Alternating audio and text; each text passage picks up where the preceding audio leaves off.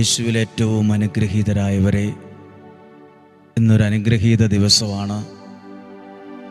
ഇന്നു മുതലാണ് കുഞ്ഞുങ്ങൾക്ക് വേണ്ടി പ്രാർത്ഥിക്കുന്ന ദിവസം. എല്ലാം ഒരു ദൈവാനുഗ്രഹമാണ്. ഓരോ സമയത്ത് ഇങ്ങനെയൊക്കെ പ്രാർത്ഥിക്കാൻ ലഭിക്കുന്ന ഓരോ പ്രചോദനങ്ങളും മുന്നറിവുകളും അനുഗ്രഹമായിട്ടാണ് ഞാൻ കാണുന്നത്.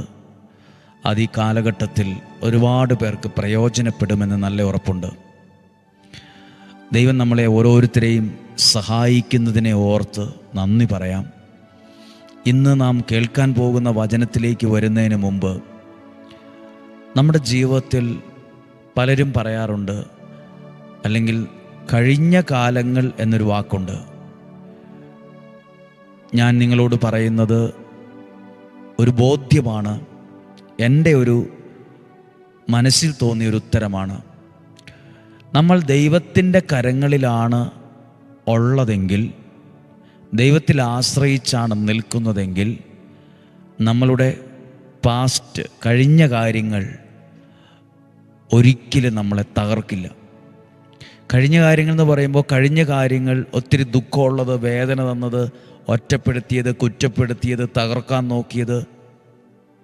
ദൈവത്തിൻ്റെ കരങ്ങളിലാണ് നമ്മളെങ്കിൽ കഴിഞ്ഞ കാര്യങ്ങൾ നമ്മളെ വളർത്താൻ തുടങ്ങും. നമ്മൾ മനുഷ്യൻ്റെ കരങ്ങളിലും മനുഷ്യൻ്റെ ബുദ്ധിയിലും മനുഷ്യൻ്റെ വാക്കിലൊക്കെയാണ് നിൽക്കുന്നെങ്കിൽ കഴിഞ്ഞ കാര്യങ്ങൾ നമ്മളെ തകർത്തും കളയും. കഴിഞ്ഞ കാര്യങ്ങളെ എന്തേലും ഓർത്ത് നിങ്ങൾ വിഷമിക്കുവാണ്. അങ്ങനെ സംഭവിച്ചല്ലോ, ഇങ്ങനെ സംഭവിച്ചല്ലോ, ഇങ്ങനെ ആയല്ലോ, അങ്ങനെ ആയല്ലോ. നമ്മൾ ദൈവത്തിൻ്റെ കരങ്ങളിലാണ്. എന്തെല്ലാം വിഷമങ്ങളൊക്കെ സംഭവിച്ചിട്ടുണ്ട്, കഴിഞ്ഞ കാര്യങ്ങൾ ഓർക്കാൻ പോലും പറ്റില്ല.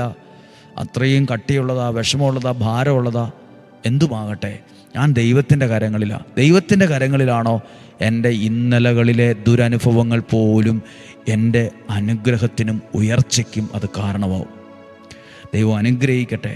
ഒന്നിനെക്കുറിച്ചും ഭാരപ്പെടേണ്ട. ഞാൻ വിചാരിച്ചു കൊണ്ടിരുന്നത്, പ്രസംഗിക്കുവാൻ, വചനം പ്രസംഗിക്കാൻ ധൈര്യം മതി, കോൺഫിഡൻസ് മതി, പോയിന്റുകൾ പറയാനുള്ള കഴിവ് മതി എന്നൊക്കെയാണ് ഞാൻ വിചാരിച്ചുകൊണ്ടിരുന്നത്. ഒരു ധ്യാനം കിട്ടുമ്പോൾ, ഒരു പ്രസംഗ സ്ഥലത്ത് വരുമ്പോൾ എനിക്ക് നല്ല ഉറപ്പുണ്ട്, ഈ ധ്യാനം നന്നായിട്ട് പൂർത്തിയാക്കാൻ പറ്റുന്നൊരു ഉറപ്പൊക്കെ എനിക്കുണ്ടായിരുന്നു. പക്ഷേ എനിക്ക് മനസ്സിലായി, ആ ഉറപ്പിനേക്കാൾ വേണ്ടത് ദൈവത്തിലുള്ള ആശ്രയത്വമാണെന്ന്. ആ ഉറപ്പിനേക്കാൾ, ആ കോൺഫിഡൻസിനേക്കാൾ വേണ്ടത് ദൈവത്തിലുള്ളൊരു ഉറപ്പാണ്. നിങ്ങളും ദൈവത്തിലുള്ള ആ ഒരു ആശ്രയത്വമുള്ള ആ ഒരു ഉറപ്പിൽ നിന്നുകൊണ്ട് ഇന്ന് പ്രാർത്ഥിക്കാൻ